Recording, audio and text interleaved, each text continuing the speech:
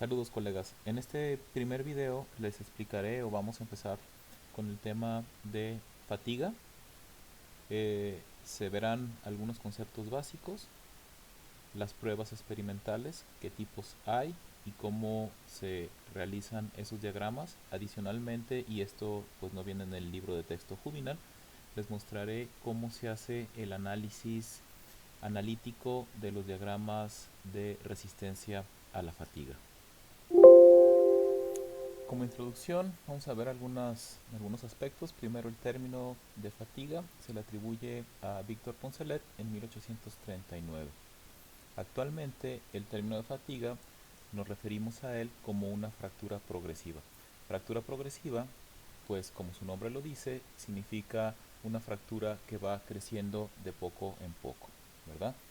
Una fractura por fatiga comienza como una microgrieta en zonas principalmente donde hay concentraciones de esfuerzos. Bueno, hay que recordar un poco lo que son las concentraciones de esfuerzos. Si recuerdan de los cursos anteriores, las concentraciones de esfuerzos ocurren en donde se aplica la carga, donde hay soportes o donde tenemos un cambio en la sección, ¿verdad? Aquí voy a poner una pequeña simulación en donde justamente se muestra eso. Tenemos una barra cuadrada en donde está sujeta por un pasador, tiene un barreno intermedio y está aplicada con una carga relativamente concentrada en su extremo, ¿no?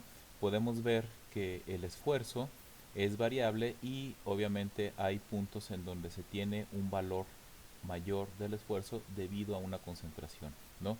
Aquí podemos ver que la concentración de esfuerzos, pues claro está, es por el agujero y este agujero en sí representa un cambio en la sección, ¿de acuerdo? Entonces, la fractura por fatiga va a ocurrir justamente donde hay concentraciones de esfuerzos.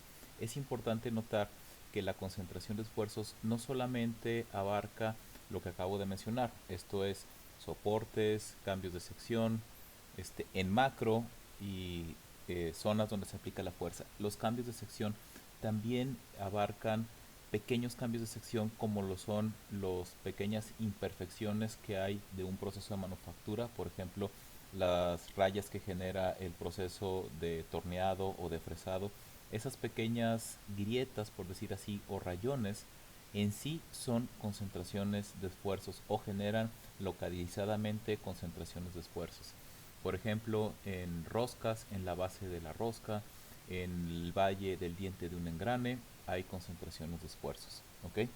Bueno, cuando hablamos ya de inspeccionar una zona en donde hubo una falla por fatiga, se identifican dos partes características. Una zona que es completamente lisa, como lo vemos aquí en la imagen, en la fotografía, que si recuerdo esta foto la pasó creo que Josué Peña hace algunos años, o acá en el dibujo.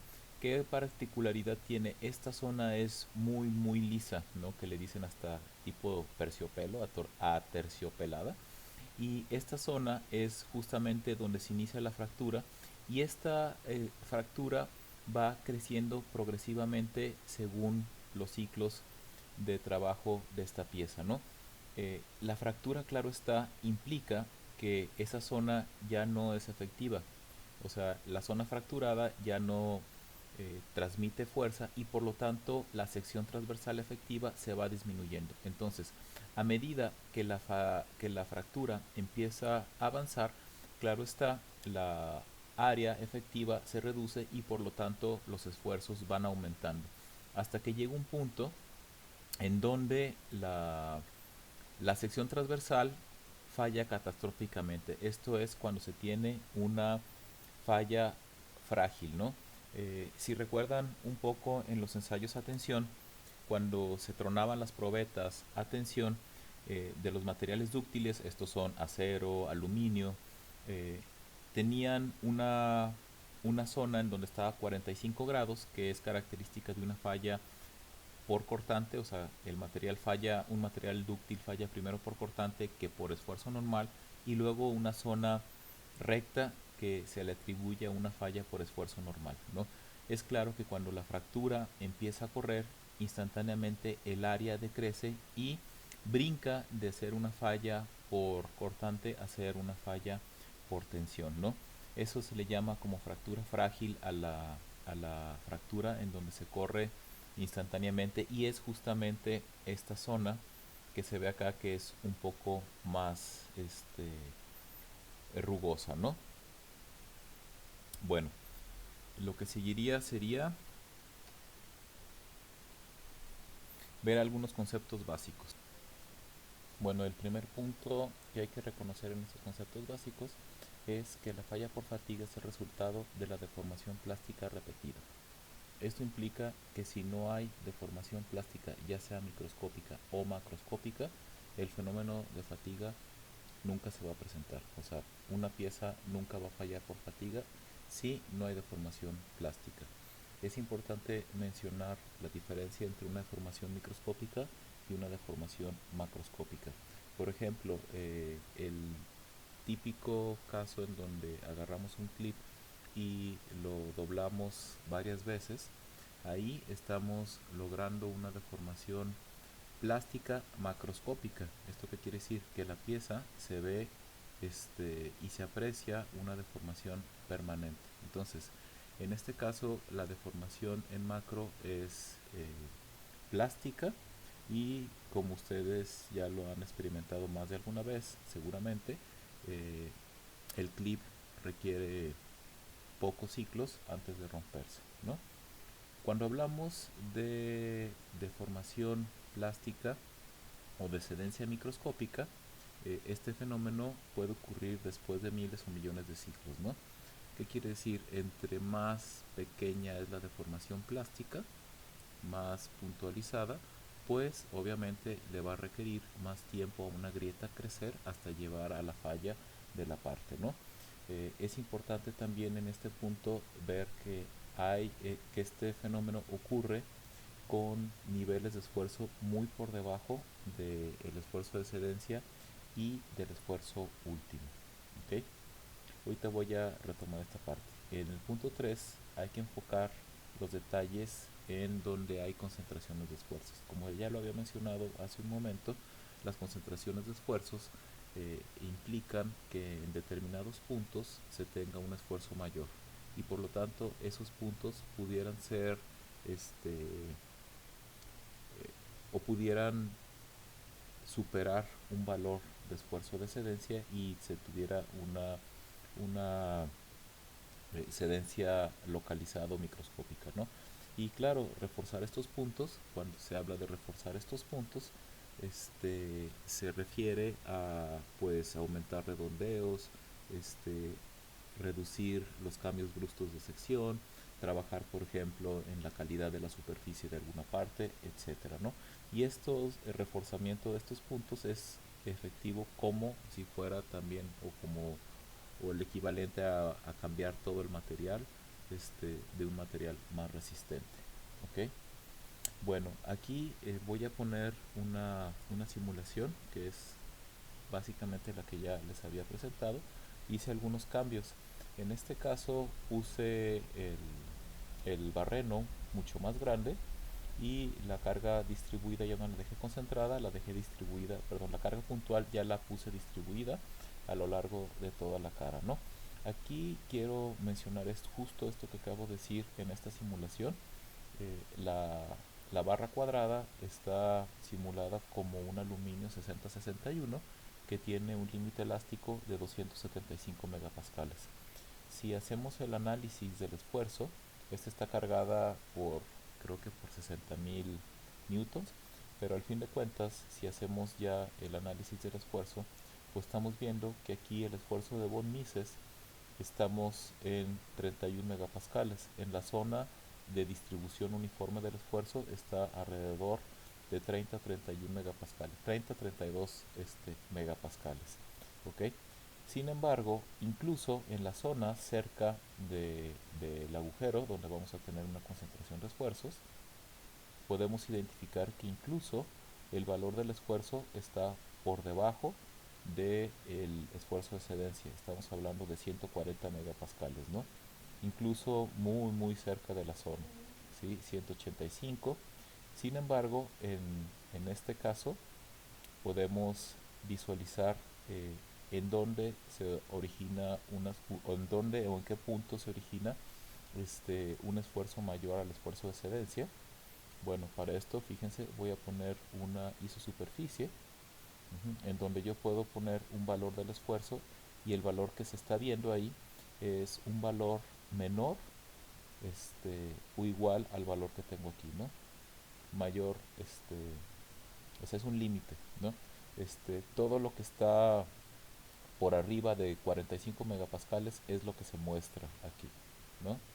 Entonces, si se fijan, todavía me voy a el 275, que es el límite de excedencia, y vemos que alrededor del agujero, en la zona del agujero muy pequeño, en una pequeña zona, el esfuerzo está superando el esfuerzo de excedencia del material. ¿Esto qué quiere decir?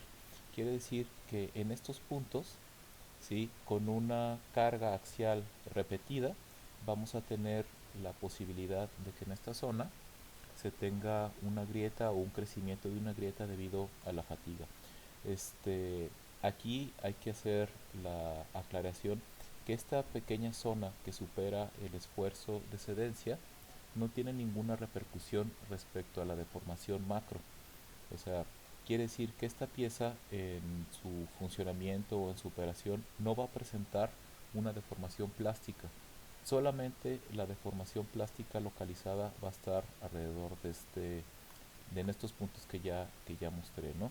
De hecho, vamos a ver más adelante algo que se llama esfuerzo residual, en donde esta zona en realidad no alcanza ese valor de esfuerzo tan alto como es el calculado, ¿de acuerdo? Esto es justamente por esfuerzos residuales, eso se va a ver después. Bueno, entonces aquí ya nomás para concluir esta diapositiva, y punto 4 nos dice, si la excedencia es pequeña, el material le favorece el endurecimiento por deformación. Acuérdense que el endurecimiento por deformación es cuando el material de alguna manera se reacomoda en su estructura cristalina y ofrece una mayor resistencia a la deformación. ¿Esto qué quiere decir? Que si en una zona donde tengo concentración de esfuerzos, el nivel del esfuerzo no es suficiente como para ir aumentando la fractura, puede llegar a un punto en donde la fractura ya, o la zona o esa zona ya no alcance un valor mayor al de excedencia, y por lo tanto el fenómeno de fatiga se detenga, ¿no? Bueno, ya nada más, por último, la grieta por fatiga aumenta la concentración de esfuerzos, claro está, o sea, al momento de que una grieta empieza a propagarse, claro está, hay un cambio en la sección transversal, y la grieta por sí implica una concentración de esfuerzos. Entonces es como un fenómeno que se retroalimenta entre sí. La grieta por sí misma es una concentradora de esfuerzos, y las concentraciones de esfuerzos favorecen el fenómeno de fatiga. Entonces el tamaño de la grieta así va creciendo, reduciendo en la sección transversal hasta que los esfuerzos superan el valor de fractura y la pieza termina fallando, no se termina rompiendo.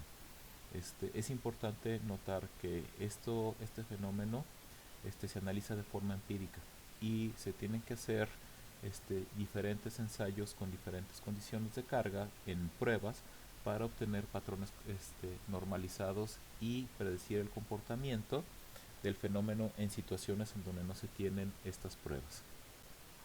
Bueno, como lo mencioné, las propiedades a la fatiga se realizan experimentalmente, y una forma de realizar estos experimentos es con la máquina propuesta por Moore, en donde las probetas se someten a una flexión rotación. ¿Ok? Aquí podemos ver la máquina. La máquina tiene un contador de revoluciones que lleva el registro de las vueltas que da la probeta.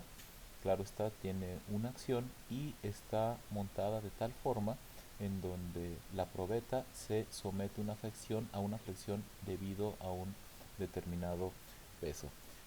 Aclaro que esta máquina ya es un tanto obsoleta, todavía se sigue haciendo, todavía se sigue reproduciendo, y es muy muy apta para poderla hacer como proyecto, ya que pues realmente se requiere solamente un motor, un control en las revoluciones y la forma de cargar por medio de cojinetes una barra flexión, ¿no? Si ustedes buscan en los videos van a encontrar versiones de esta máquina un poco más modernas en donde la flexión ya no ocurre por medio de un peso así libre como el que está aquí, sino que la misma máquina está sometida o la probeta está sujeta por dos motores o un motor de tal forma que tiene servos que permiten el giro. Entonces, el giro de cada servo va a implicar, igual que esto, un giro o un momento flector que va a ocasionar una flexión en la barra, ¿no? Hay que notar que esta barra está flexada y a su vez está rotando, ¿no? Entonces, se sujeta a flexión pura, como se menciona aquí, flexión pura. Recuerden que es un concepto o es un nombre al caso en donde se tiene una barra sujeta exclusivamente a momentos flectores. No hay fuerzas cortantes, no hay fuerzas axiales, ¿no? Esta probeta por estándar tiene un diámetro de 300 milésimas y la prueba se efectúa a 1700 revoluciones. ¿Ok? Bueno, entonces hay que notar que esta barra va a estar sometida a flexión y la flexión en sí genera un esfuerzo de tensión. El esfuerzo de tensión, por ejemplo, aquí cuando se flexa de esta manera, el esfuerzo de flexión de tensión va a estar por debajo y el esfuerzo de compresión va a estar por la parte de arriba. ¿Qué quiere decir? Que en una sección de la barra o en un punto de la barra va a estar sometido a tensión y a medida que vaya girando, ese mismo punto va a estar sometido a una compresión. Entonces, cada punto de la superficie externa de la barra va a estar sometida a un esfuerzo alternante en donde se le va a aplicar un esfuerzo de tensión y un esfuerzo de compresión de la misma magnitud. Este, cada probeta se presa o se ensaya con un determinado peso, claro está, el peso implica un cierto esfuerzo alternante hasta que se llega a la falla. Entonces, cada, cada probeta representa un punto en las curvas SN. Las curvas SN nos hablan o nos relacionan con el esfuerzo que resiste la barra a, y nos grafica en el eje coordenado el número de ciclos antes de romperse. Entonces vamos a tener esfuerzo contra número de ciclos. Entonces, cada barra se carga con un esfuerzo y se registra cuántos ciclos debieron de pasar antes de romperse. Entonces, de ahí va a salir la resistencia a la fatiga, que es el correspondiente a los números de ciclos que aguanta, y el límite de resistencia que está relacionado con el esfuerzo debido a esos números de ciclos, ¿no? Eh, en cuestiones de nomenclatura, este esfuerzo se identifica como sigma n o como sigma n con un asterisco para las pruebas de Moore. Es muy importante mencionar esta diferencia en la nomenclatura porque en el caso del Jubinal, el autor relaciona los demás esfuerzos a otras condiciones de carga con el esfuerzo de Moore, ¿sí?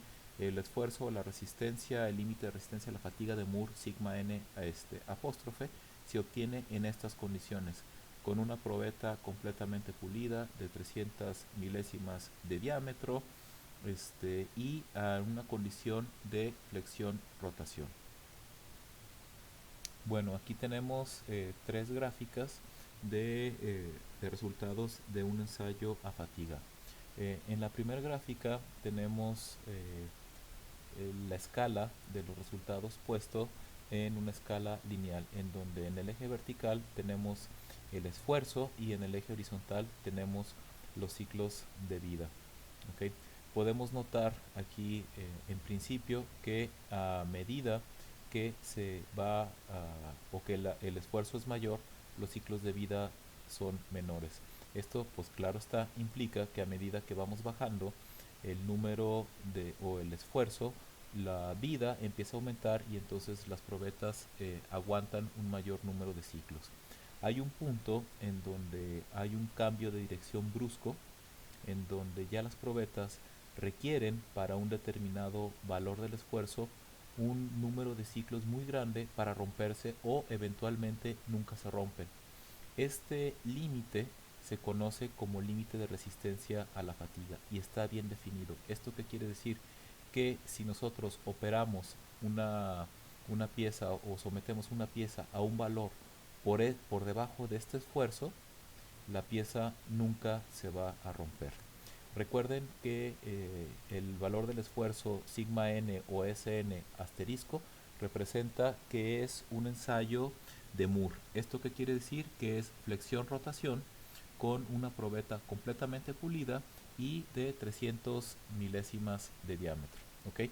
Entonces, al tener una gráfica en un sistema lineal, pues podemos mejor, para su análisis mejor, eh, trabajarla con una escala logarítmica logarítmica, en donde la curva, que aquí originalmente está muy pronunciada en la escala logarítmica, se va a ver de una manera lineal. Lineal en el decrecimiento hasta tener el límite de resistencia que se presenta con una línea horizontal.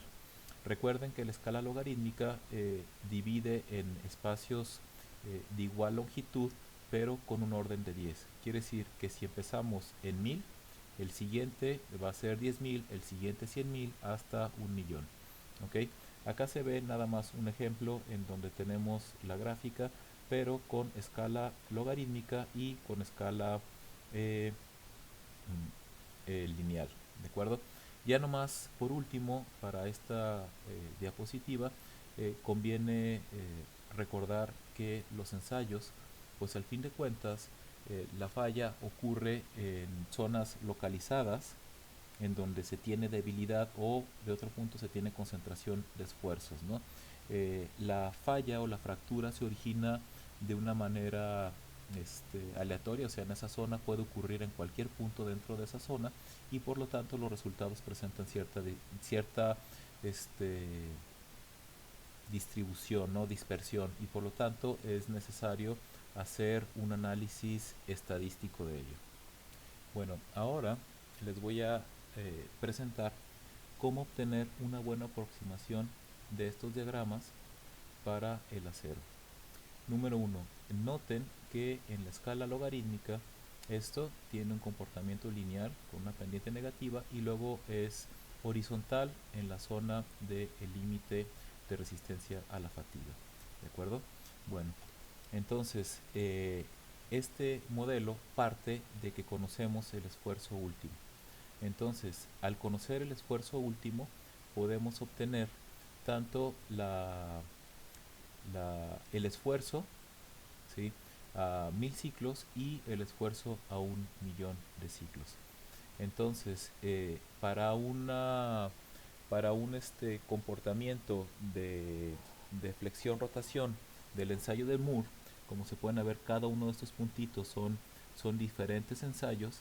Se pudo obtener una correlación en donde, debido a esta dispersión de puntos de los ensayos, se encontró una aproximación o una regresión lineal con una pendiente negativa que justo a los 1000 ciclos corresponde a 0.9 por el esfuerzo último.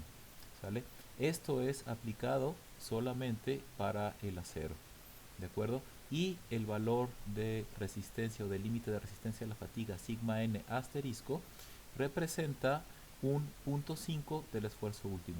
Quiere decir que para el acero, si conocemos el esfuerzo último, la resistencia a 1000 ciclos o el esfuerzo a 1000 ciclos corresponde a 0.9 por el esfuerzo último y la resistencia a 1.000.000 de ciclos corresponde a 0.5 por el esfuerzo último. De tal forma que si conocemos esos dos puntos, pues simplemente unimos con la línea recta y una horizontal después de 1.000.000 de ciclos. De esta manera podemos encontrar o podemos predecir cuál es la vida o cuál es la resistencia a a una determinada condición de número de ciclos o de esfuerzo. Por ejemplo, si sabemos que nuestra pieza va a trabajar a un determinado valor de esfuerzos, simplemente proyectamos horizontalmente ese valor de esfuerzos y leemos cuál será la vida estimada, ¿no? O si queremos lograr una determinada vida, digamos, por ejemplo, 10.000 ciclos, que nuestra pieza dure 10.000 ciclos, pues simplemente nos vamos 10.000 ciclos verticalmente, tocamos nuestra curva y leemos cuál sería el esfuerzo. Aclaro aquí una convención que tiene el libro de Juvenal, en donde el eje vertical lo, lo pone en fracción del esfuerzo último. ¿Qué quiere decir? Que aquí tenemos 0.9 del esfuerzo último, aquí tenemos 1, pero esto puede, claro está, puede estar graficado en valor del esfuerzo, no en una proporción. ¿Ok? También el esfuerzo último, valga la mención, está relacionado con el ensayo de dureza. Este particular correlación nos permite obtener el esfuerzo último sin destruir la pieza. ¿Para qué será útil esto? Pues imagínense que tenemos una pieza, ¿sí?, fabricada de acero, ¿sí?, ya lista para ensayar o para analizar. Pues bueno, no podemos romperla, no podemos ensayarla este, sin romperla, ¿verdad? Entonces, con solamente tomar un ensayo de dureza, podemos predecir cuál sería su esfuerzo último. Y esto es así. Si los aceros en donde tenemos esfuerzo último en libras sobre pulgada cuadrada, la resistencia a la tensión última es 500 veces la dureza Brinell. Esto solamente aplica con buenos resultados hasta un número Brinell de 400. ¿Ok? También hay que recordar de esta parte horizontal que es el esfuerzo de Moore, que es 0.5 el esfuerzo último, ¿no?, para el acero, o 0.4 el esfuerzo último para el hierro fundido. ¿Ok? Aquí podemos ver justamente una conversión en diferentes unidades. Si tenemos el esfuerzo último en megapascales o en PSI, pues simplemente lo multiplicamos por 0.5, ¿no? Pero si queremos obtener el esfuerzo, la resistencia, el límite de resistencia a la fatiga, y la queremos en KSI, pero tenemos el número de dureza Brinell, pues multiplicamos por 0.25 y el resultado va a estar en KSI, o multiplicamos por 1.73 y el resultado, el número Brinell, y el resultado va a estar en megapascales. Bueno, la última gráfica, esta simplemente nos muestra cómo varía el límite de resistencia a la fatiga respecto a la dureza. Podemos ver que presenta un comportamiento en aumento, aunque después hay un decrecimiento. Quiere decir que a medida que aumenta la dureza Rockwell, pues vamos a tener el esfuerzo o el límite de resistencia a la fatiga va a aumentar, ¿no? No significa que si seguimos aumentando va a aumentar, va a seguir aumentando, sino tiene un decrecimiento. Entonces todos los materiales presentan relativamente un máximo que está por debajo de la dureza máxima que puede alcanzar ese material, ¿de acuerdo? Bueno, trabajaremos un poco más en este diagrama, en donde una parte ya la he mencionado, que tiene que ver con la resistencia o el esfuerzo a 1000 ciclos, ¿no?, que era 0.9 por el esfuerzo último. Aquí hay una parte que había omitido, muy similar a lo de acá, en donde si queremos que el esfuerzo esté en KSI y conocemos el número Brinell, pues multiplicamos por 0.45, o si queremos que el esfuerzo esté en megapascales y conocemos el número Brinell, pues multiplicamos por 3.10, ¿no?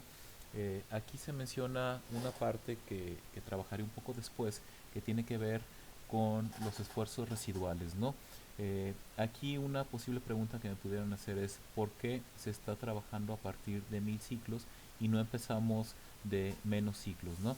Y esto tiene que ver un poco con el ensayo del clip, ¿no? Si recuerdan, el ensayo del clip, de que ustedes agarran un clip o un pequeño alambrito y lo doblan drásticamente 2-3 veces, el material se termina por romper con pocos ciclos, ¿no? Sin embargo, ahí estamos hablando de que la cedencia que estamos teniendo ahí es una cedencia mayor, ¿no?, muy significativa, ¿no?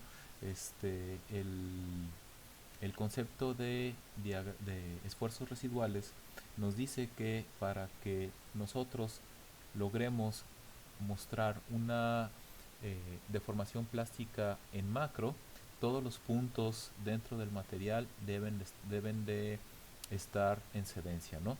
Entonces, ahí el proceso de llevar a una pieza a una formación plástica implica que en determinadas zonas el material entró en cedencia antes que en otras. Esto genera un esfuerzo residual que, en pocas palabras, termina haciendo que el esfuerzo real que siente la pieza no sea el esfuerzo que se calcula, por ejemplo, con la ecuación de esfuerzo normal debido a la fricción, ¿no? Entonces, para, para los casos de menos de 1000 ciclos, sucede ese fenómeno en donde pues se tienen que llevar grandes deformaciones con una cedencia en macro, y no tanto lo que queremos estudiar, que es más el caso de cedencia localizada, en donde en macro no se tiene una cedencia, sino la cedencia ocurre en una zona micro, en puntos localizados. Entonces, vamos a trabajar los diagramas de SN a partir de 1000 ciclos, ¿no? Recuerden, antes de 1000 ciclos, para llevar una falla implicarían unos esfuerzos muy grandes que superan, claro está, a la cedencia por mucho, ¿no? Bueno, también se van a ver en esta presentación, los voy a mostrar muy a manera simplemente representativa, nada más para indicarles que existen los diagramas, ¿sale? Aquí tenemos otro diagrama, en donde, si se fijan, es log-log, pero el diagrama lo que representa son aleaciones de aluminio, ¿ok? En diferentes presentaciones, ya sea forjado o con molde de inyección o con moldeo en arena, se presenta un comportamiento similar, ¿no? No vamos a trabajar con esto propiamente, pero el mensaje que les quiero transmitir al respecto es que, bueno, para cada material ustedes tienen que buscar el diagrama SN correspondiente. O sea, no existe una fórmula universal que nos permita, con esto mismo, calcular para el aluminio, para el acero, para el bronce, etcétera, ¿no? Cada material tiene su comportamiento, y en particular para el acero se aplica el punto 9 por el esfuerzo último y el punto 5 por el esfuerzo último, y solamente para el caso de los ensayos en Moore. Acuérdense, el ensayo en Moore tiene 300 milésimas de diámetro, y es un caso en donde se aplica la fatiga por flexión-rotación. Quiere decir que al estar flexionado se le aplica una rotación. ¿De acuerdo? Bueno, entonces esto es un diagrama en donde se muestra el aluminio, y en donde justamente no hay un límite de resistencia a la fatiga tan calcado o tan notable como lo existe en el acero, ¿no? Y por lo tanto, para términos de análisis, se utilizan ciclos, se utilizan 10 a la 8 ciclos, o 100 millones de ciclos, o 500 millones de ciclos, ¿no? Como resistencia. O sea, el cambio brusco que se tenía, por ejemplo, en un ensayo del acero, en el aluminio no ocurre, ¿no? Y por lo tanto hay que utilizar la gráfica correspondiente. Si hablamos ahora entonces para el aluminio, que la resistencia a la fatiga se deja en 500 millones de ciclos, y esta resistencia se relaciona, ¿sí?, con la resistencia a la tensión última, de la siguiente manera. Fíjense bien, esto de aquí es el esfuerzo, el límite de resistencia a la fatiga, y esto, el eje horizontal, viene siendo el esfuerzo último. ¿Para qué aplica esta gráfica? Para estas aleaciones de aluminio. Fíjense, incluso aquí está la 6061 con tratamiento 4 y 6, o la 6063 o la 7075. Quiere decir que si tenemos un, un aluminio con una determinada resistencia última, por decir así, que tuviéramos 40 kSI, pues bueno, si tenemos 40 kSI, estamos en esta zona y la resistencia a la fatiga pues va a ser 0.4 por el esfuerzo último, ¿no? Esta es otra forma de mostrar los resultados. Más allá de lo que estoy explicando en esta diapositiva, no lo trabajaremos de manera práctica. En esta gráfica mostramos otros casos de otros materiales. Por ejemplo, para las aleaciones de magnesio que muestran esta figura, la resistencia a la fatiga a 100 millones de ciclos equivale a 0.35 por el esfuerzo último. Hay que recordar, por ejemplo, para el acero, que al millón de ciclos equivalía a 0.5. Entonces, aquí les estoy mostrando justamente lo que ya había mencionado. Para cada material el comportamiento es diferente, ¿no? Por ejemplo, las aleaciones de cobre a 100 millones de ciclos está entre 0.25 y 0.5 el esfuerzo último, ¿no? Para las aleaciones de níquel andamos entre 0.35 y 0.5 por el esfuerzo último, ¿no? El titanio y sus aleaciones se comportan más o menos como el acero y tienden a exhibir un verdadero límite en el rango entre 10 y entre 1 millón y 10 millones de ciclos, y su resistencia, o sea, su sigma n, estará entre 0.45 y 0.65 el esfuerzo último. Bien, ahora vamos a ver un poco la diferencia entre algunos términos. Uno es flexión rotatoria y otro es flexión invertida. Hay que recordar que la flexión rotatoria es justo la prueba de Moore, en donde la pieza gira y además está flexionada respecto a la flexión invertida, ¿no? Esta explicación es el primer paso para entender un poco la cuestión del coeficiente de gradiente, ¿no? El coeficiente de gradiente tiene que ver entre cómo los diferentes puntos de una sección transversal se someten a diferentes valores del esfuerzo. Miren, para ello voy a hacer unos diagramas aquí. Perdón por mi mala letra, digo, aprender de repente de la noche a la mañana a usar una tablet, una Bamboo, que tenía desde hace muchos años, pues es complicado. Bueno, entonces la flexión rotatoria se le aplican, o sea, si tenemos una barra que está sometido a flexión, es prismática, ¿eh? Esto está sometido a flexión. ¿Qué quiere decir? Que aquí tenemos un momento y aquí tenemos otro momento, ¿verdad? Y además esta pieza está girando. Si analizáramos la sección transversal, o bueno, hay que recordar que este punto de ahí, en este caso, está sometido a compresión y este punto de acá está sometido a tensión. Si lo viéramos de esta manera, aquí está, este punto de aquí está aquí y este punto de acá está acá, ¿sale? Entonces, en este momento está a compresión máxima, max, ¿sale? Y este está a tensión máximo, ¿verdad? Pero esto está rotando en esta dirección. Quiere decir que este punto se empieza a mover de aquí hasta que llega a la mitad. Si recuerdan, esta es la fibra neutra. Quiere decir que aquí el punto ya no siente esfuerzo. A partir de acá, el punto empieza a seguir y empieza a convertirse en compresión hasta que llega a la compresión máxima. Y así, ¿qué quiere decir? Que en una determinada sección transversal, ¿sale? Todos los puntos de la superficie, todos, van a estar sujetos a un esfuerzo de tensión máximo y un esfuerzo de compresión máximo. Voy a aumentar un poco la letra. ¿Cuál es? Esto es flexión-rotación. ¿Cuál es la flexión invertida? Es ligeramente distinta. Tentativamente tenemos nuestra barra que está sometido a flexión otra vez, ¿verdad? Pero aquí el momento en un sentido es de esta manera. Entonces el punto de acá arriba está compresión y el punto de abajo está tensión.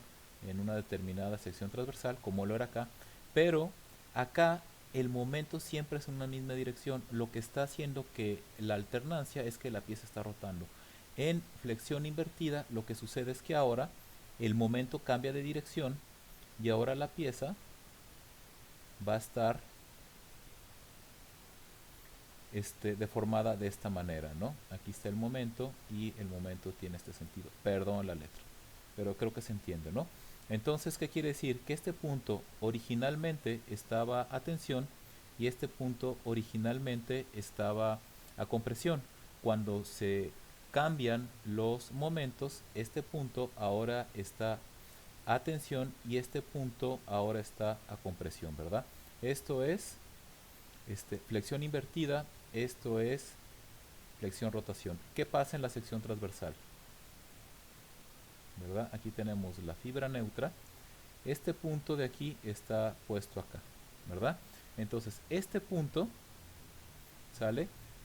Es el que va a sentir la mayor flexión y compresión. Este punto va a switchar a flexión y compresión, o sea, a esfuerzo de tensión y esfuerzo de compresión máximo.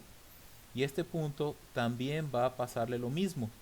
Pero ¿qué le pasa a este punto de acá? Este punto nunca va a sentir nada en este caso. O todos los puntos que estén aquí nunca van a sentir nada porque tenemos la fibra neutra.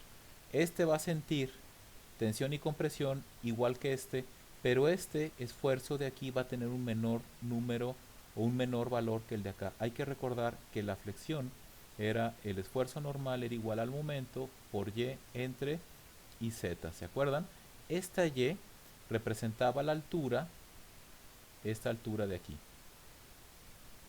Entonces, cuando la y era 0, pues tenemos un esfuerzo normal 0. Cuando la y es hasta acá, que es la y máxima, y max, pues tenemos el esfuerzo máximo, ¿cierto? Entonces, ¿qué es lo que va a suceder? ¿Cuál es la diferencia entre los dos? Bueno, en este caso, todos los puntos de la periferia, o sea, de la circunferencia, presentan el mismo alternancia entre un esfuerzo máximo y un esfuerzo máximo de tensión y uno de compresión, todos, ¿verdad?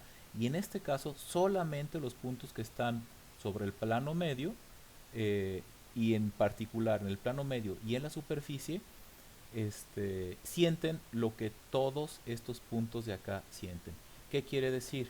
Fíjense bien, quiere decir que en esta zona, o sea, que si el punto de debilidad o el punto crítico, o el punto donde tenemos una pequeña fisura, no está en este plano, ¿verdad? Va a resistir esta pieza, va a aguantar más respecto de esta. ¿Por qué? Porque esta tiene un mayor número de puntos o de zona que están sometidos a esa alternancia en los esfuerzos. Y esta zona, solamente pocos puntos tienen ese efecto, ¿no? Entonces, justamente esta explicación es lo que estoy diciendo aquí, ¿no? Eh, Comparando la máquina, flexión rotatoria, ya vimos cuál es flexión rotatoria y cuál es flexión invertida. En el caso, los esfuerzos, en este caso los esfuerzos están limitados en la parte superior e inferior respecto de la rotación, en donde los esfuerzos están a lo largo de toda la circunferencia, ¿no? Entonces, el caso, claro está, pues la falla va a ocurrir en el punto más débil de toda la circunferencia y aquí la falla va a ocurrir en el punto más débil de la parte de arriba o de la parte de abajo. Por eso es más probable que se rompa primero en flexión rotación que respecto de flexión invertida, ¿no? Entonces justamente es esto. El punto más débil no se localiza en la parte superior o inferior, por lo tanto la resistencia a la fatiga en la flexión invertida es ligeramente mayor respecto a la flexión rotatoria. Ahora, ¿qué pasaría respecto a el axial invertido? ¿Qué significa que es axial invertido, no? Bueno, aquí voy a borrar esto. Bueno, el axial invertido significa que tenemos una barra,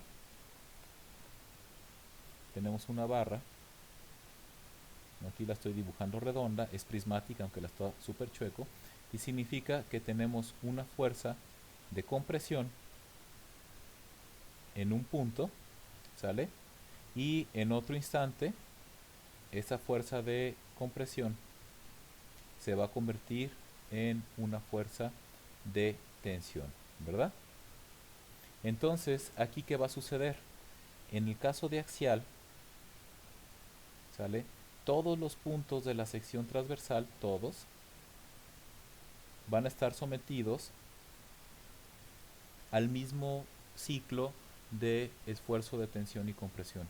Entonces, respecto que es axial invertido respecto a la flexión rotatoria, pues tenemos una mayor cantidad de puntos que están sometidos a ese ciclo de esfuerzos invertidos. Quiere decir que es más probable que dentro de toda esta sección transversal, ¿sale?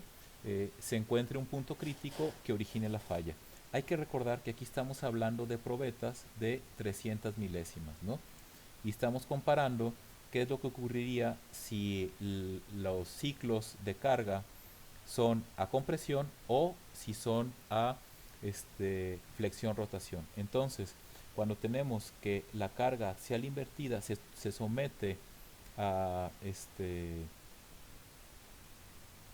a ver, la carga axial invertida somete la sección transversal completa, como lo expliqué.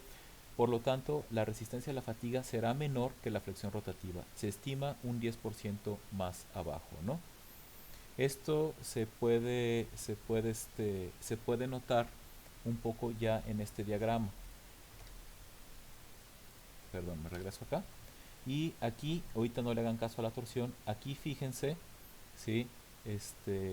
Cómo es la comparación entre la curva de axial, ¿sale? Respecto a la curva de flexión-rotación. Claro está, la flexión de axial, ¿sale? Va a ser por debajo, ¿no?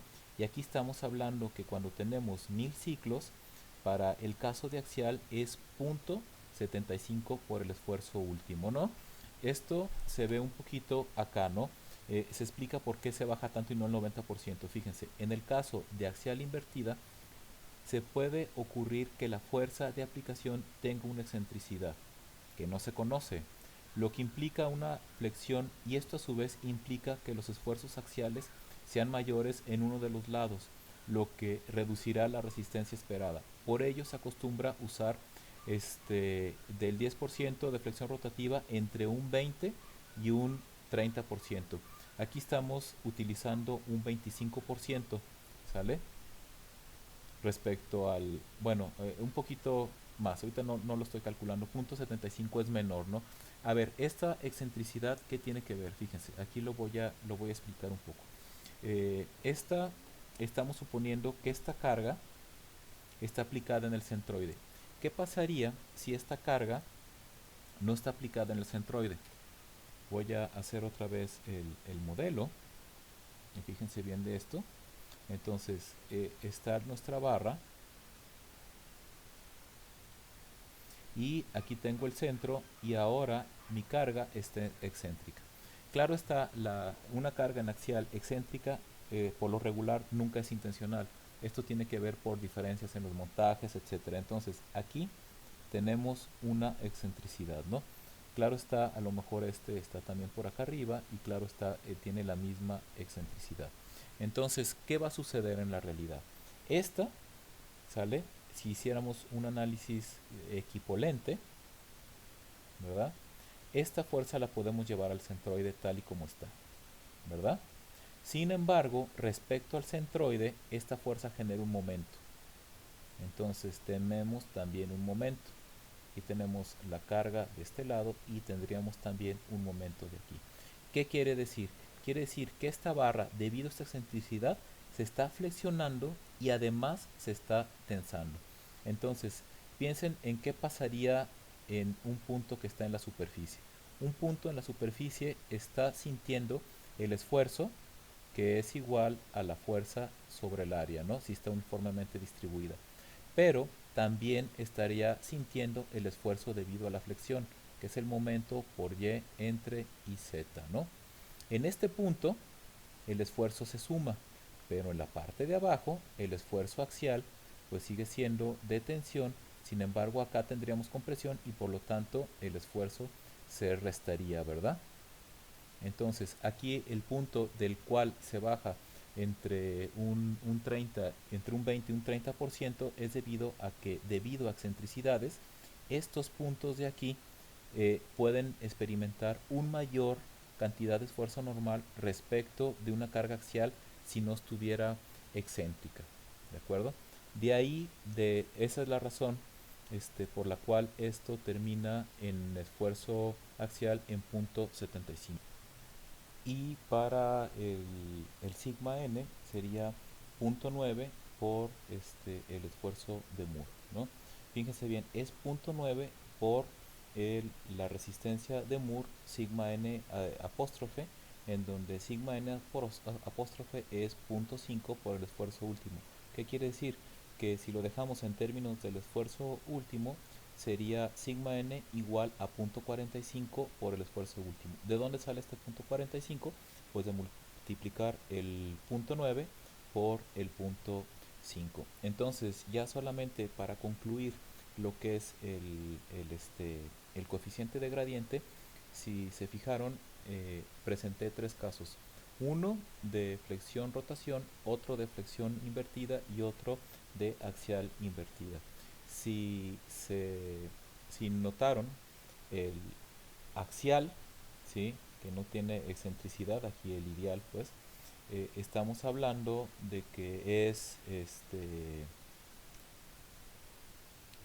el que tiene la mayor cantidad de puntos que están sometidos a los ciclos máximos de tensión y de compresión, respecto de el caso de flexión, en donde solamente los puntos de la superficie están sometidos al caso de flexión compresión máxima.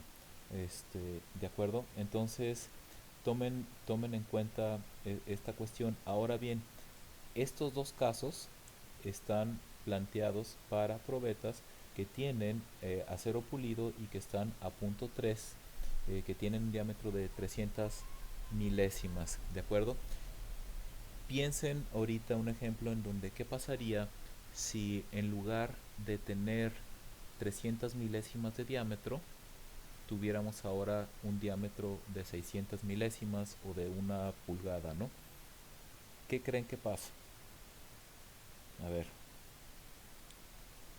al aumentar el número de puntos que vamos a tener, al aumentar el tamaño, pues entonces vamos a aumentar la probabilidad de que resista menos, porque vamos a tener una mayor cantidad de puntos que están sometidas a esos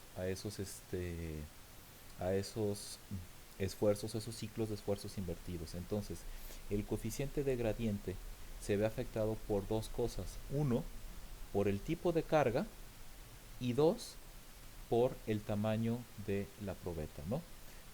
Creo que hace un momento mencioné que de aquí venía el punto 70, el punto 7, pero bueno, este, tomen en cuenta que debido a este gradiente es por eso que este valor de punto 75, o sea, que este valor es menor al valor de la flexión rotación. Lo mismo sucede en esta zona, ¿ok? ¿Qué pasaría ahora para el caso de torsión? Para el caso de torsión voy a comenzar explicando o recordando cómo era el modelo de torsión, ¿de acuerdo? Bueno, otra vez voy a regresar a mis dibujos feos, ¿ok? Tengo una barra también prismática, siempre dibujo redonda, ¿no? Y redondo feo, que está sometido a torques, ¿ok? Entonces, la torsión invertida va a ser, en un momento está sometido a torque que haría que esto girara en este sentido, ¿verdad? Y este otro pues girara en sentido contrario hacia acá, ¿verdad? Entonces pues la pieza se torcería. En un momento se tuerce de este modo, y en un segundo en la forma alternante, pues estos torques reducen su torque en esa dirección y cambian su torque a otro sentido, ¿de acuerdo? Hacia acá. En donde esto ahora estaría torciendo de este lado y esto se estaría torciendo en esta dirección. Si recordamos el modelo era que el esfuerzo cortante debido a la torsión es igual al torque por el radio entre el segundo momento polar de Ari. ¿Sí? Entonces, este modelo era muy similar al modelo de flexión. Una parte que se me olvidó poner en el modelo de flexión, aquí estoy poniendo con una supercurvatura, cuando tenemos momentos, sí lo mencioné, pero no hice un diagrama en donde si pongo el punto de arriba, que es el de acá, y el punto de abajo, que lo voy a poner acá, ¿sí? Aquí va la fibra neutra, presenta aquí compresión, compresión menor, menor, hasta que llega a cero en la fibra neutra y luego presenta tensión, tensión, tensión máxima. ¿Dónde ocurre la tensión máxima? En este punto. ¿Dónde ocurre la compresión máxima? En este punto. ¿Sale? El modelo de torsión tiene un modelo muy similar. Si se acuerdan, esfuerzo es igual al momento por Y entre y Z. Es un modelo lineal. Entonces, esfuerzo cortante también va a ser un modelo lineal. En donde en este caso, ¿sale? Todos los puntos, aquí ojo, solamente los puntos, pero está rotando, entonces si está rotando todos los puntos de la trayectoria, están sintiendo esto, ¿no?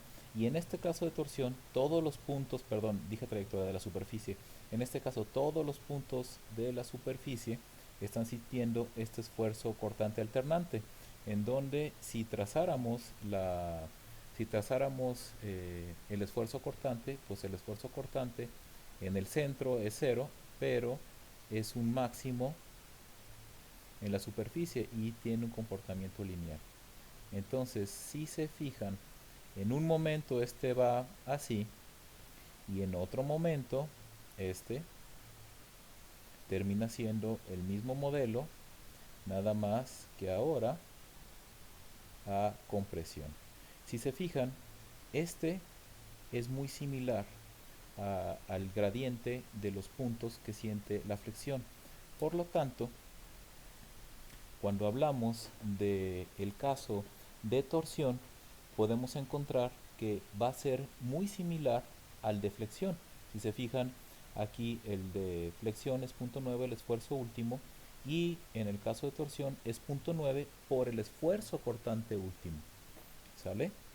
Entonces aquí la torsión rige o se rige por el cortante y el carga axial en flexión se rige por el esfuerzo normal, ¿no? Y aquí entra aquí va a entrar, voy a poner la diapositiva que corresponde justamente lo que acabo de decir. Este, Justamente el modelo de torsión se toma la teoría de energía de distorsión.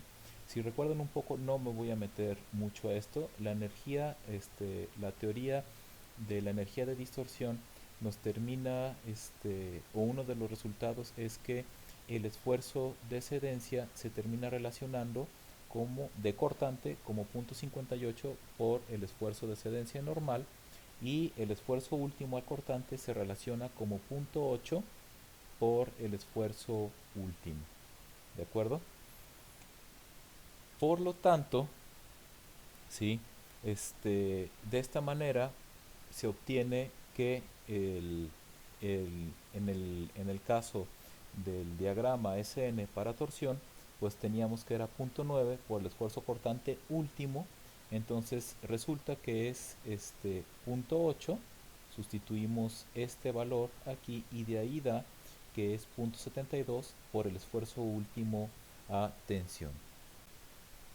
Y para el caso del límite de resistencia al fatiga se define como 0.58 por el esfuerzo de Moore, que era 0.5 por el esfuerzo último y de ahí nos da el 0.29 por el esfuerzo último. Justamente esto lo, lo menciona, lo menciona, ¿no? Aquí entra un nuevo coeficiente que es el coeficiente de carga, en donde debido al comportamiento que hace diferente la flexión al axial respecto de la torsión, de ahí es donde sale este 0.58 que tiene que ver con la energía de distorsión. y eso hace que cuando se tenga un límite de resistencia, pues bueno, este factor de 0.58 se deba, se deba de incluir, ¿no? Justamente lo que acabo de explicar de que los esfuerzos a torsión tienen gradientes similares a la flexión, es de ahí que queda como 0.9 por el esfuerzo último. Hay que notar aquí también que, por ejemplo, para el caso de otros materiales, el esfuerzo último no es 0.8 por el esfuerzo último de tensión. Aquí el esfuerzo último cortante es 0.7 por el esfuerzo último para otros materiales. Entonces, a ver, aquí ya teniendo tentativamente el panorama completo, voy a hacer un zoom aquí para mostrar estos diagramas, los tres en conjunto, ¿no?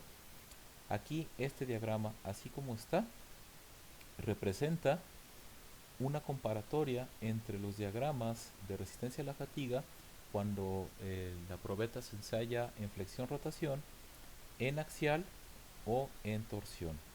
Aquí lo importante que cabe resaltar es que si se fijan, para el caso de 1000 ciclos, todos están relacionados con un factor por su esfuerzo último, ¿no? Y para el caso del límite de resistencia a la fatiga, ¿sí? Que es el sigma n, están relacionados todos con el esfuerzo de Moore. Este esfuerzo de Moore es el que se obtiene a partir del ensayo de flexión-rotación. Entonces, si conocemos los resultados del ensayo flexión-rotación, entonces podemos predecir el resultado del ensayo de torsión y del ensayo de axial con esta manera, justamente como lo acabo de indicar. Entonces, todo está relacionado con el esfuerzo de Moore. En caso de flexión, el límite de resistencia a la fatiga es justo el de Moore, 0.5 por el esfuerzo último. Para el caso de axial es 0.9 el esfuerzo de Moore y para el caso de torsión es 0.58 por el esfuerzo de Moore. Aquí el esfuerzo de Moore justamente sigue siendo el mismo, que es 0.5 por el esfuerzo último, y de ahí salen estos valores: 0.45 esfuerzo último normal y 0.29 esfuerzo último normal. ¿De acuerdo? Bueno, si se tuviera, por ejemplo, el caso de, de torsión de, para materiales frágiles, ahí no hay, se requiere información experimental. eh, Esto no aplica tanto cuando se tiene materiales frágiles. Ujú. Entonces, la primera suposición es que un límite de resistencia a la fatiga para 10 a la 6 ciclos es 0.8 veces el límite de la resistencia a la fatiga por flexión invertida, ¿va? Esto es meramente y para 10 es 0.9 la resistencia última al cortante. Esta parte es muy similar, pero para la parte del límite para materiales frágiles es 0.8 el resultado que tendríamos con un material dúctil. Por lo regular, esta parte no la vamos a tomar en cuenta, ya que trabajaremos meramente con materiales dúctiles, no trabajaremos con frágiles, así que esto solamente déjenlo meramente como referencia para una consulta posterior. Tengan en cuenta que el comportamiento de los materiales en estos casos, así como encontramos que hay variaciones entre diferentes materiales, pues claro está, es de esperarse que exista más o menos una relación en lo que pasaría si el material se comporta de una manera dúctil respecto a si el material se comporta de una manera frágil. Ahora bien, hay una situación que ocurre en estos casos respecto a un elemento de esfuerzos. Hay que recordar el concepto de elemento de esfuerzos. Aquí preparé otro pequeño diagrama. Obviamente no le dediqué mucho tiempo, ¿verdad? Cuando tenemos una carga axial, todos los elementos están sometidos a tensión. Por ejemplo, este caso que está una barra sometida a tensión. Entonces, el elemento de esfuerzos, si lo recuerdan, era cómo se representa un cubo, ¿verdad? Que representa un pequeño diferencial del material, ¿no? Entonces, en realidad está aquí y representa meramente un punto. Entonces, Cuando tenemos un caso a tensión, pues el elemento de esfuerzo solamente está cargado en una dirección con un esfuerzo horizontal, ¿no? Cuando tenemos flexión, pasa lo mismo, nada más que aquí los elementos que están por encima de la fibra neutra, en este caso, van a estar a tensión, y los que están elementos de la fibra neutra van a estar por debajo a compresión, ¿no? En un elemento. Recuerden que estos son elementos tridimensionales, ¿verdad? Son pequeños cubitos, así lo podemos analizar. Y para el caso al cortante, pues vamos a tener en el elemento de esfuerzos cortantes que los cuatro tienen la misma magnitud, solamente que se encuentran, como en este caso, o se alejan de las esquinas. Se encuentran o se alejan. El que tenga la misma magnitud y diferentes sentidos obedece al equilibrio de fuerzas y al equilibrio de momentos. Ahora, ¿qué pasaría si en un determinado caso tenemos un elemento de esfuerzos, ¿sí? Que en este caso es biaxial? ¿Qué significa? Que tenemos un esfuerzo en X, tenemos un esfuerzo en Y. Por ejemplo, si lo dejamos de esta manera, esto representaría el elemento de esfuerzos que siente, por ejemplo, un recipiente a presión, ¿no? Y además tenemos cortantes. ¿Okay? Este elemento de aquí se llama biaxial y puede ocurrir cuando tenemos varios de estos efectos combinados, ¿no? Entonces, si tenemos un comportamiento biaxial, el experimento de Moore se termina relacionando de esta manera. ¿Okay? Y se utiliza para materiales dúctiles se utiliza un esfuerzo equivalente. Mira, lo que acabo de explicar es lo de eh, elemento biaxial, un término biaxial, ¿sí? Y para cuando tenemos materiales dúctiles se utiliza la teoría de energía de distorsión, otra vez, para convertir los esfuerzos reales de carga en un esfuerzo equivalente. ¿Ok? Entonces tomamos los esfuerzos en esas direcciones tal cual como lo vimos, o sea, agarramos un punto crítico cual sea, ¿sale? Por ejemplo, aquí regresando a este diagrama, algo así como esto pudiera estar sometido, imagínense, en una barra que está en voladizo, ¿sale? Tal vez que tiene es circular para variar, y en ella tenemos torsión, un torque que me va a dar los cortantes, ¿sí? Tenemos una fuerza este, vertical que me va a aumentar o disminuir los cortantes, y además que me va a generar un esfuerzo. Incluso aquí podemos tener una fuerza normal, ¿no? Esta es la 1, la 2. Entonces, elementos como estos pues van a ocurrir aquí en ciertos puntos críticos en donde vamos a tener los tres esfuerzos combinados. Si tenemos de alguna manera esta cantidad, o un caso como este, pues bueno, entonces utilizamos los esfuerzos que están orientados en ese elemento a 0 grados y los usamos para convertir un esfuerzo equivalente. Este es el que se utiliza como un esfuerzo de flexión invertido para generar el diagrama, ¿de acuerdo? En lugar de del esfuerzo último nos vamos y utilizamos ¿no? Esto es para materiales dúctiles. Si nos vamos a materiales frágiles, nos vamos a la teoría de Moore, que tal vez recuerden un poco de sólidos deformables 2, en donde es una teoría de falla para materiales frágiles, en donde se utiliza el esfuerzo último a tensión en un primer recuadro, el esfuerzo último a compresión en otro recuadro, y toda esta área que genera este, por decir así, forma, estamos dentro de un área segura. O sea, quiere decir que si agarramos un punto en donde sacamos los esfuerzos principales de esta manera, ¿se acuerdan de la teoría? Y aquí viene el círculo de Moore también. Si calculan los esfuerzos principales en el caso de biaxial, pues bueno, el esfuerzo principal va a tener un valor aquí, puede ser esfuerzos principales los dos a tensión, entonces tenemos un esfuerzo principal aquí, otro esfuerzo principal acá, y estaríamos trazando un punto de este lado, ¿no? Entonces, si el punto está dentro de esta región, estamos en un lado seguro y podemos predecir que no vamos a tener falla, ¿no? Si estamos en cualquier combinación, por ejemplo, aquí tenemos un esfuerzo principal positivo y un esfuerzo principal 2 negativo, Si caemos en un punto de este lado, estamos en una posible falla, ¿no?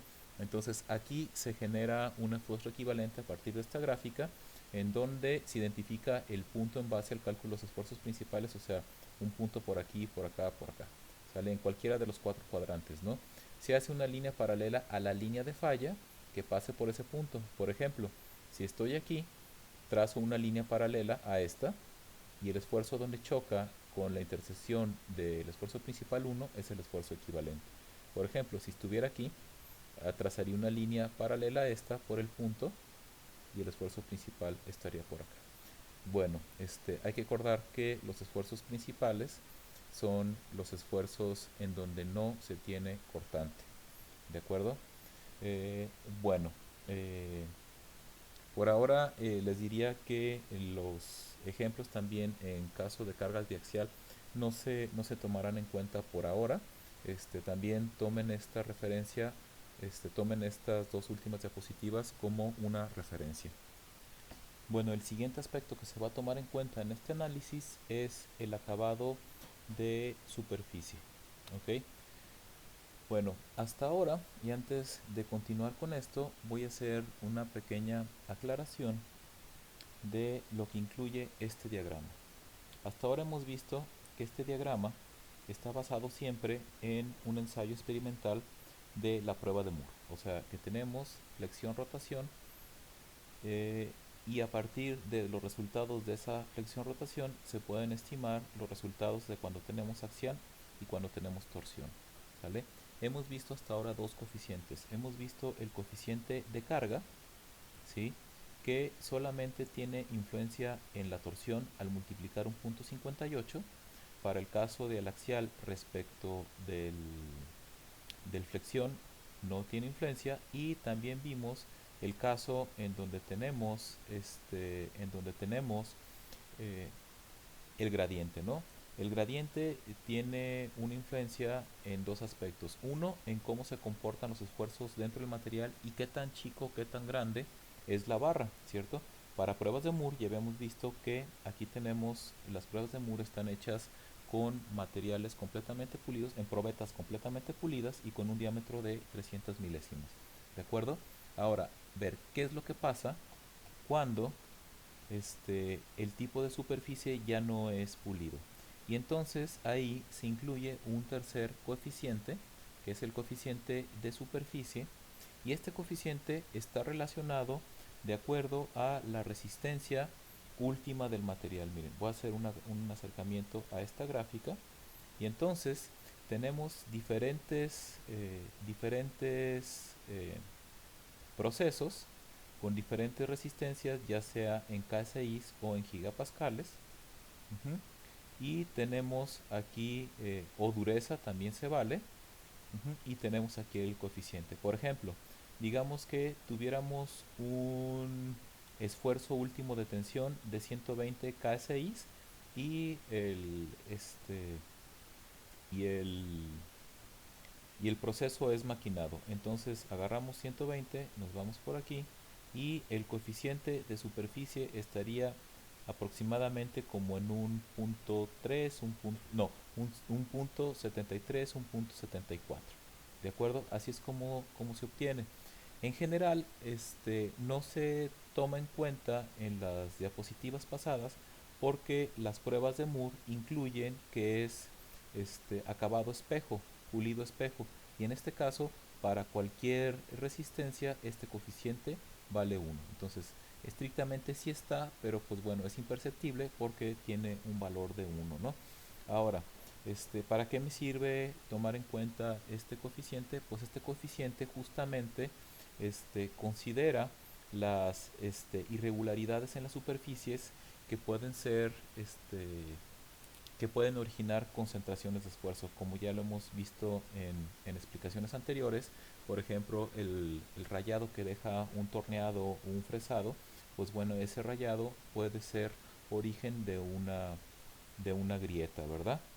Este, o incluso también estamos hablando de que puede haber en procesos, ¿no? Del mismo proceso de manufactura. Por ejemplo, un proceso de fundición, pues bueno, tentativamente puede generar poro, puede tener poros, entonces los poros también son un factor de concentraciones de esfuerzos y tienen que meterse como superficie, ¿no? Puede ser. Tal vez no tanto de superficie, sino como un proceso de manufactura, ¿no? Aquí si se habla de superficie, perdón, en la cuestión de la fundición, pues bueno, es interior, ¿no?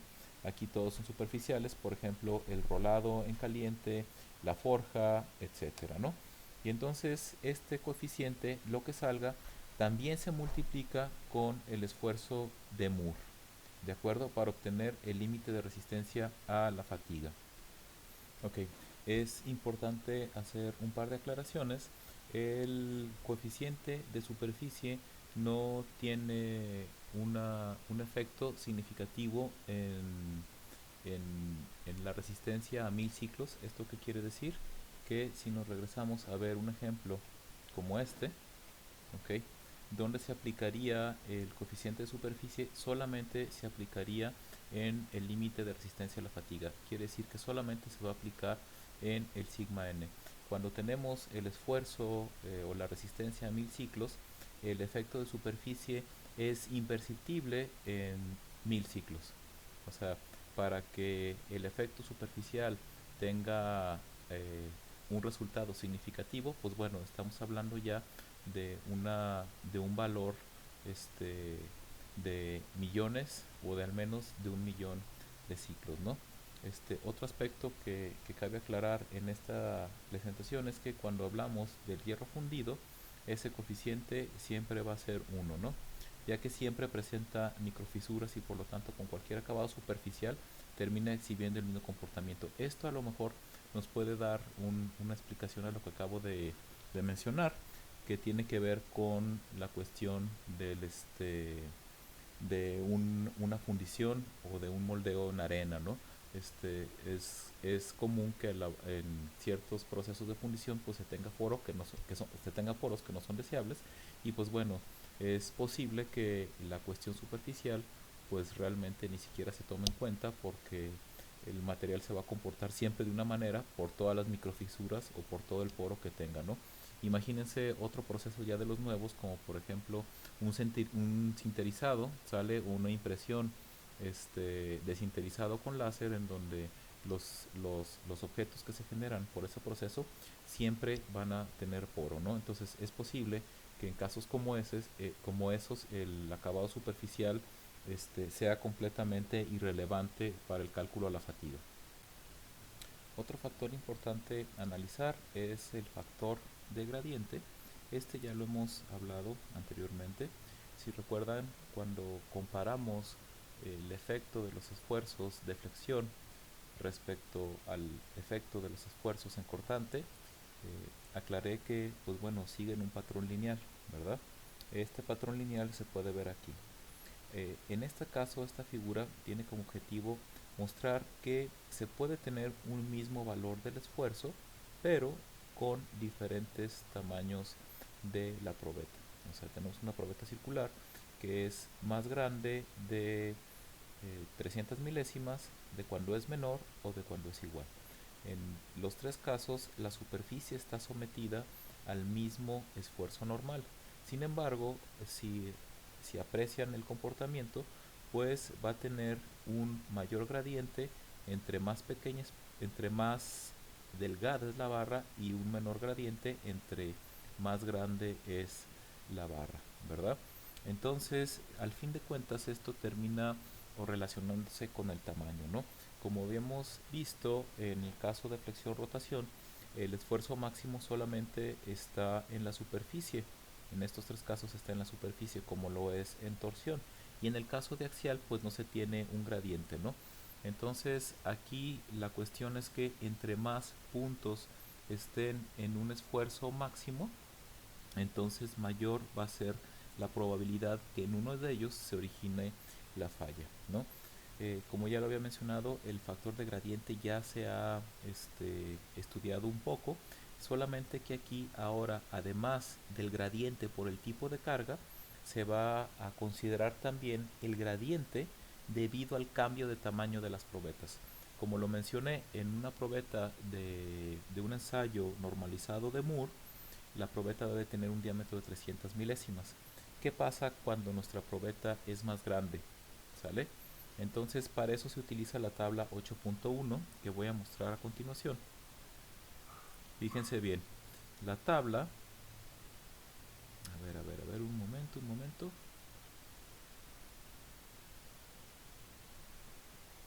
Ok, parece ser que se ve, en un momento, ¿no? Voy a entrar al curso.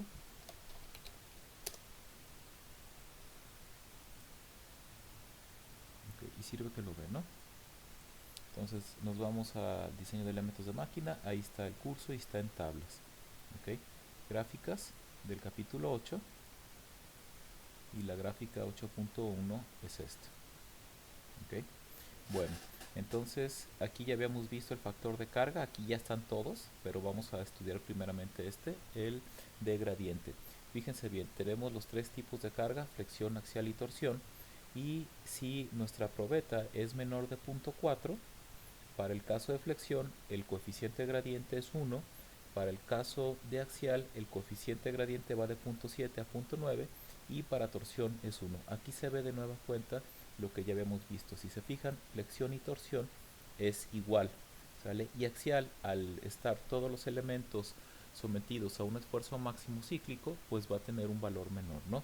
Aquí quiero indicarles una estrategia que me gustaría que tomemos, porque el rango de punto .7 a punto .9 pues es muy ambiguo, podrían tomar punto .7, punto .9 y los resultados variarían mucho.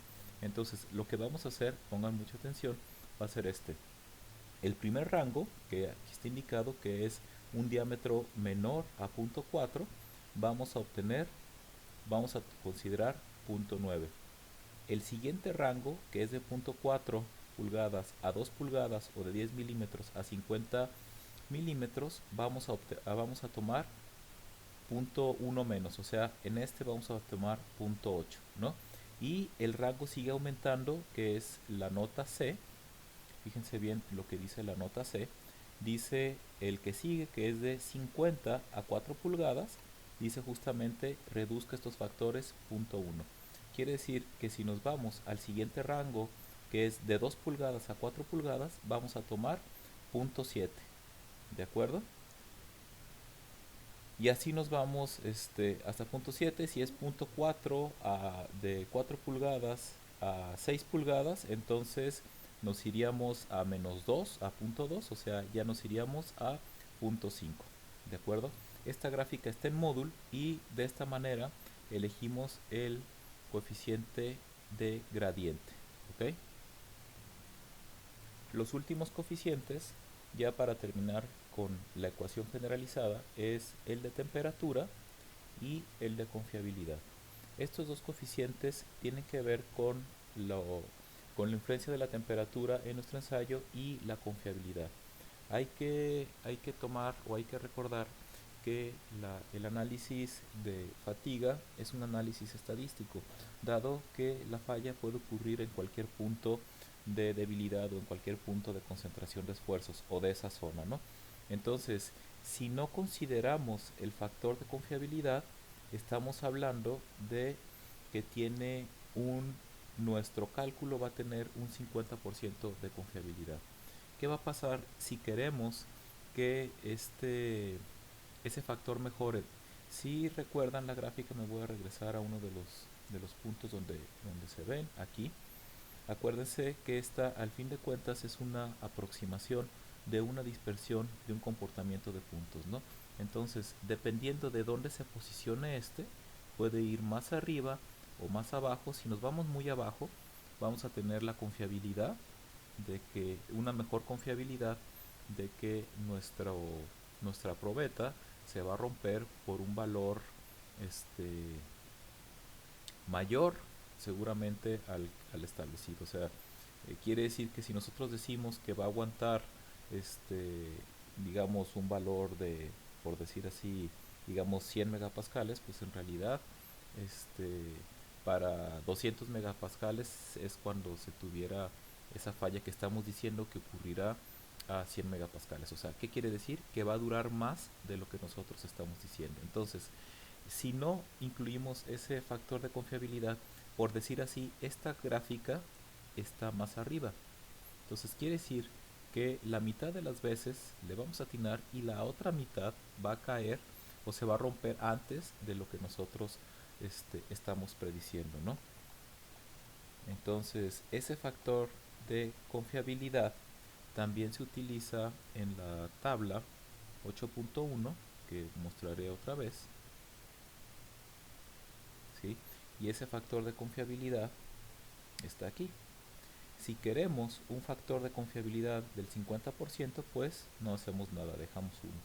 Si queremos un factor del 90% de confiabilidad, hay que meter como este factor un punto 897 y así nos vamos. 95% de confiabilidad, punto 868, 99 de confiabilidad, punto 814 y 99.9 de confiabilidad, punto 753.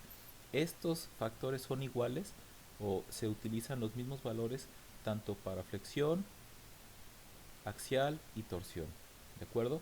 Y el de temperatura tiene que ver con la temperatura a la que está trabajando, ¿no? Si la temperatura está o es menor de 840 grados Fahrenheit, no lo consideramos, no lo tomamos en cuenta. Si la temperatura es mayor de esta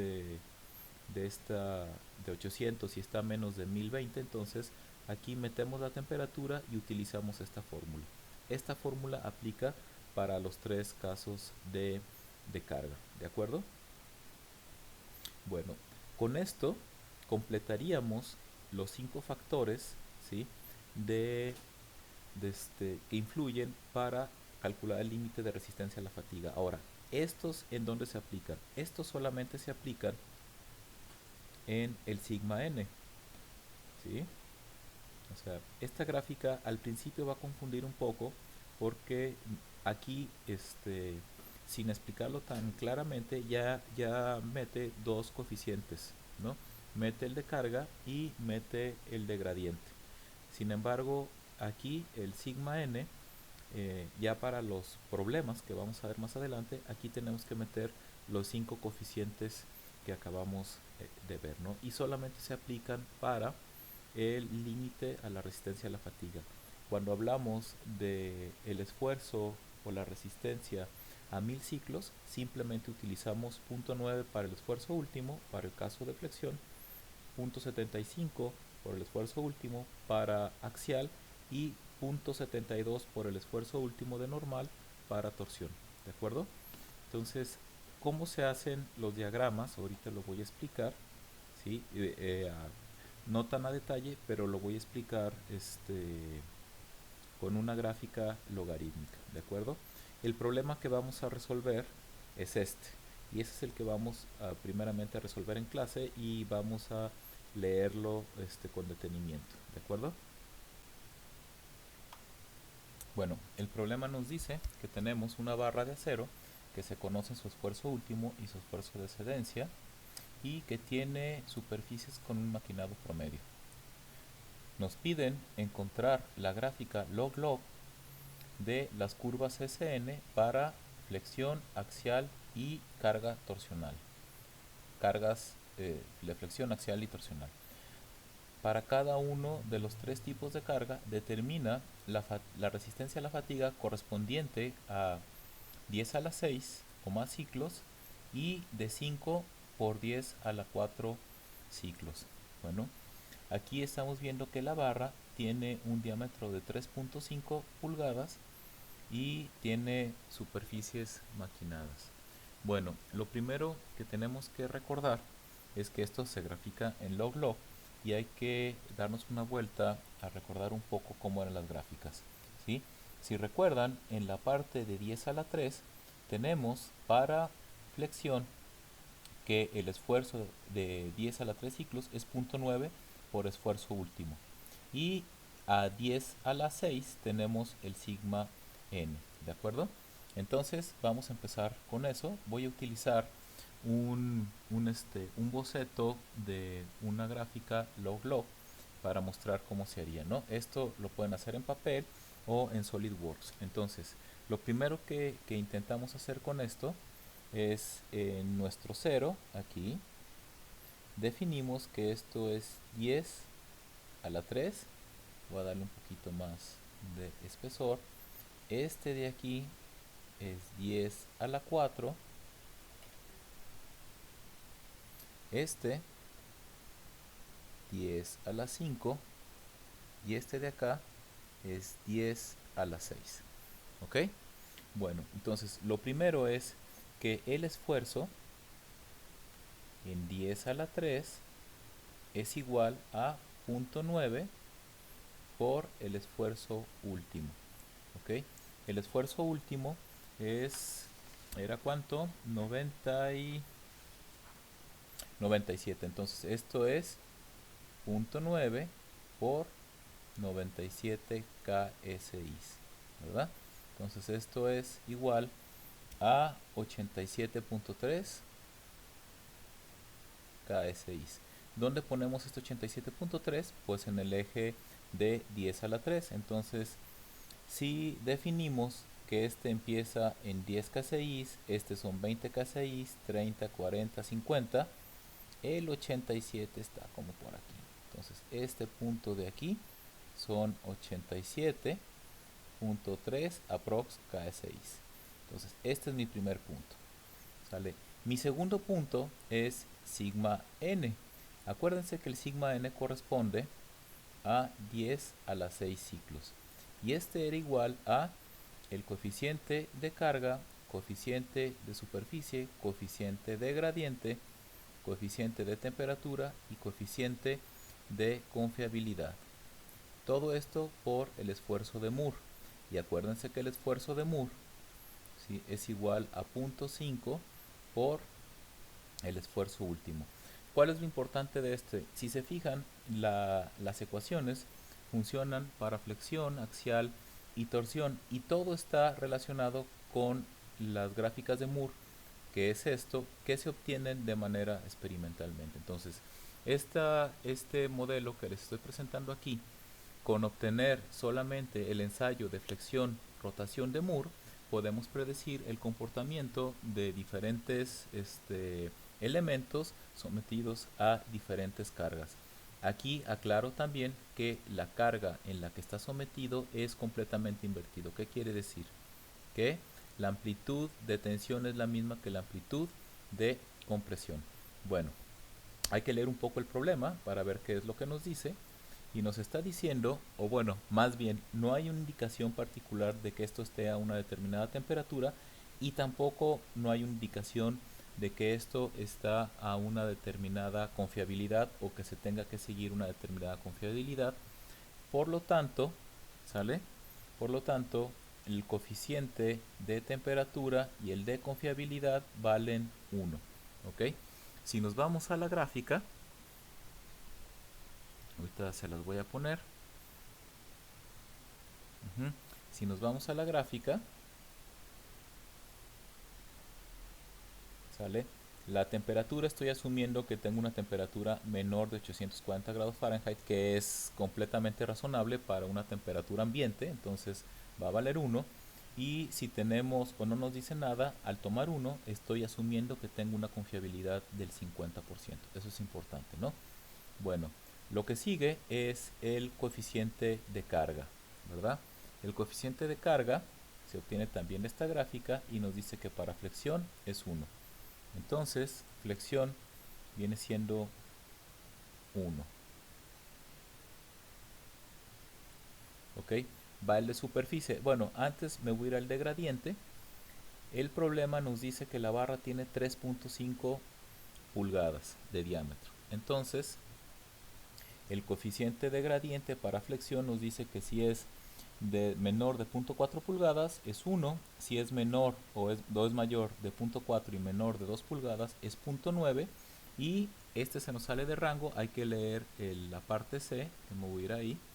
La parte C dice que para 2 pulgadas y entre 2 y 4 pulgadas reduzca el factor anterior 0.1. ¿Qué quiere decir? Que si tenemos 3.5, nuestro coeficiente de gradiente va a estar en 0.8. Entonces nuestro coeficiente de gradiente es 0.8. ¿Ok? El único que me falta es el de superficie. Y el de superficie sale con la gráfica 8.13, creo. Sí, es la 8.13. Y para ello se necesita conocer el maquinado o el proceso de manufactura. En este caso me adelanté, es el maquinado, y conocer el esfuerzo último. El esfuerzo último se está definiendo en 97, quiere decir que más o menos nos vamos por aquí, 97 un poco más, y con un maquinado, un rolado en frío, tenemos aproximadamente un .75, .76, ¿no? Entonces nuestro coeficiente de superficie va a ser 0.75. Ok, entonces si multiplicamos 1 por .75 por .8 por 1 por 1 por .5 por el esfuerzo último, esto nos termina dando, dejen hacer las cuentas, a ver, aquí lo tenía,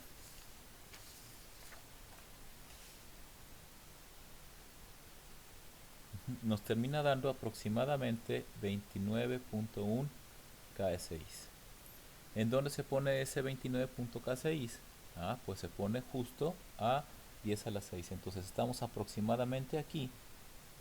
Quiere decir que nuestro punto va a estar como por aquí, casi en 30. ¿Sale? Ahí. ¿De acuerdo? Entonces graficamos una línea que va de aquí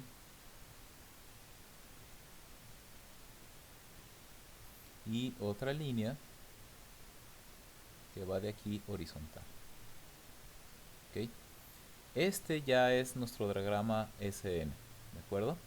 Para una carga completamente invertida para flexión. Si queremos obtener axial, tenemos que repetir el mismo procedimiento, y para torsión el mismo procedimiento. Por ejemplo, para carga axial, el coeficiente de carga sería el mismo, pero para torsión el coeficiente de carga sería .58. ¿Se fijan? Esto sale de la gráfica 8.1. ¿De acuerdo? Bueno, la siguiente pregunta que nos están haciendo aquí es: ¿cuál es la resistencia a 5 por 10 a la 4 ciclos? Entonces, ¿dónde está 5 por 10 a la 4 ciclos? 5 por 10 a la 4 ciclos está aquí. ¿Lo ven? Voy a poner lápiz. Está justamente aquí. Este es 10 a la 4, 2 a la 4, 3 a la 4, 4 a la 4, 5 a la 4. ¿De acuerdo? Entonces checamos nuestro punto donde intersecta y nos damos cuenta que estamos, a ver, voy a poner una línea recta, más o menos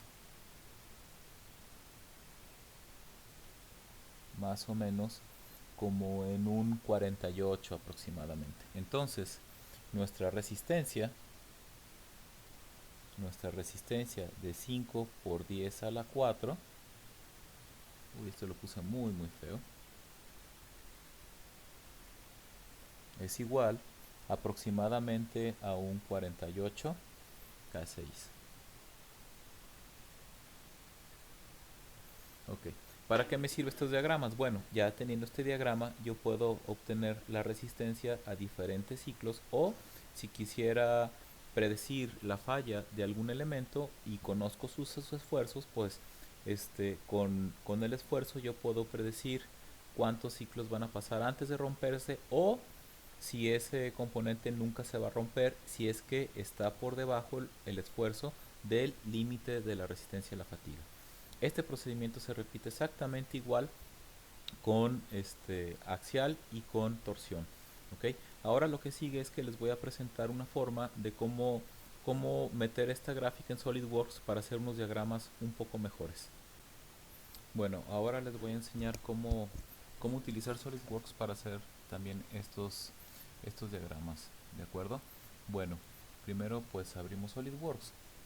Le vamos a dar nueva pieza.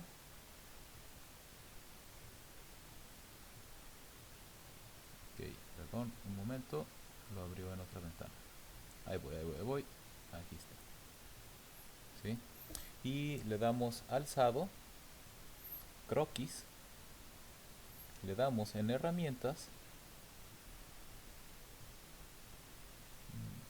herramientas, hay una que se llama herramientas de croquisar y le damos hasta abajo que dice imagen de croquis.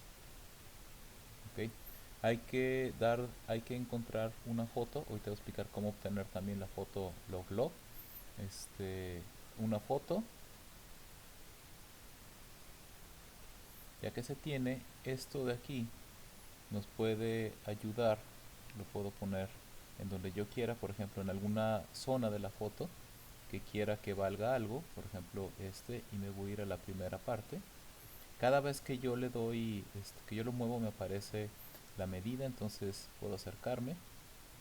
Aquí no voy a cambiarle por el momento el valor, aquí ustedes le pueden poner la escala que ustedes quieran a la imagen, ¿verdad?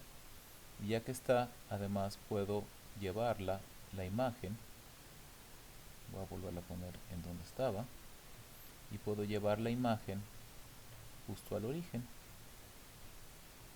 ¿verdad? Aproximadamente. Ya que quedó, acepto y ya tengo una imagen escalada, ¿no?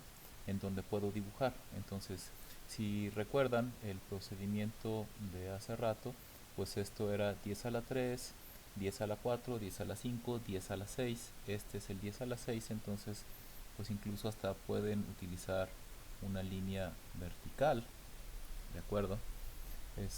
Acá también podemos utilizar una línea vertical que iba hasta el 97 o 98, ahorita no recuerdo, pero pues bueno, aquí recuerden que así es la escala logarítmica, ¿sí? Esto lo definí en 10, 20, 30, acá es 6, hasta 98. Ojo, de aquí a acá también hay una fracción logarítmica, entonces aquí sí está más difícil tantearle, habría que más o menos tantearle, ¿sí? Y el de 10 a la 6, que lo puedo dejar fijo el punto, el 10 a la 6 eran 29 y fracción, ¿no? Si recuerdo, ¿no? Si no, ahorita no tomen en cuenta los números que estoy poniendo, sino solamente, o 24, solamente pongan, vean el procedimiento, ¿no? Ya que tengo los puntos, pues simplemente hago una línea de ahí con un croquis, ¿no? Y ya tengo mi diagrama SN listo, ¿no? Una de las cosas que se tenían que hacer, la utilicen fijar.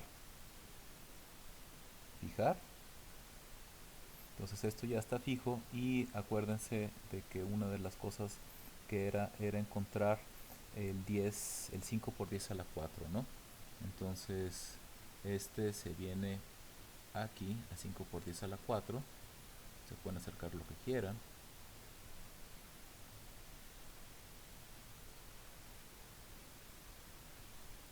Y lo dejo fijo, ¿no?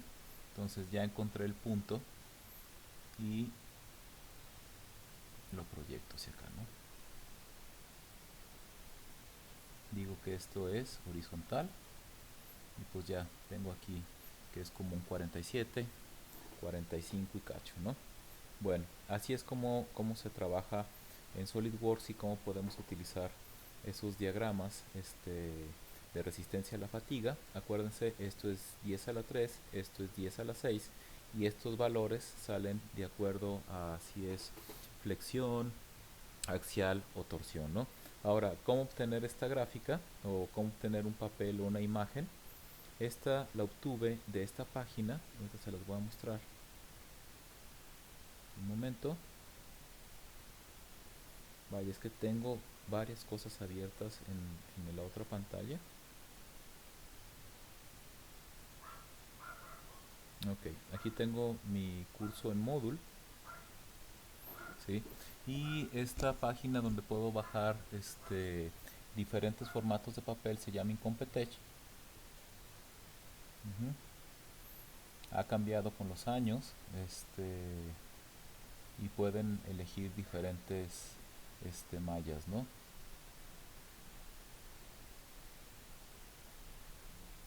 Miren, line. Ujú. Vamos a ver dónde era ese, no me acuerdo también. Variable,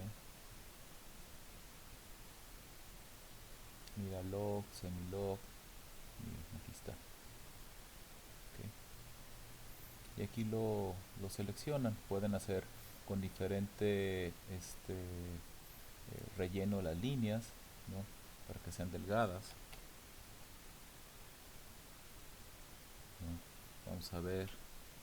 Perdón, una disculpa, me quedé justamente aquí se cortó, cambian los valores, pero aquí el OBS lo tengo configurado para que con el 1 y con el 0 empiecen y dejen de grabar, entonces a veces se me olvida y pongo valores, pero bueno, aquí ustedes seleccionan qué es lo que ustedes quieren, ¿sí?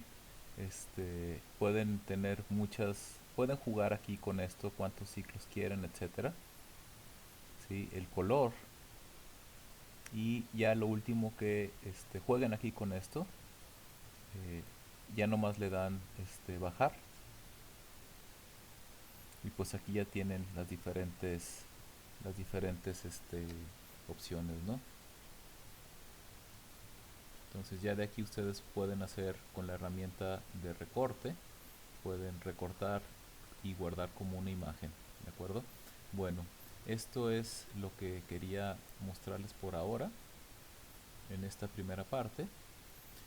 Les enseñaré más adelante, tal vez en un segmento de este último video, les voy a enseñar cómo hacer este análisis de forma analítica, sin la necesidad de graficar. Y esto es utilizando una calculadora para obtener una regresión de potencia, exponencial, perdón.